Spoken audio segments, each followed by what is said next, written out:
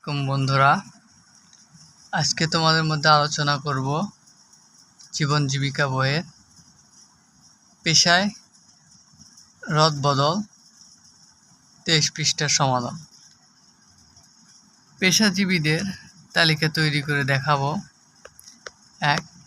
কৃষক, কামার, কুমার, জেলে, দর্জি, তাঁতি, হকার, স্বর্ণকার, গোয়ালা, ব্যবসায়ী, চালক, মুচি, পরিচ্ছন্নকর্মী, ধোপা, রাজমিস্ত্রি, কাঠমিস্ত্রি, শিক্ষক, ডাক্তার, ডাকপিয়ন, নাপিত, উকিল, ব্যাংকার, প্রকৌশলী,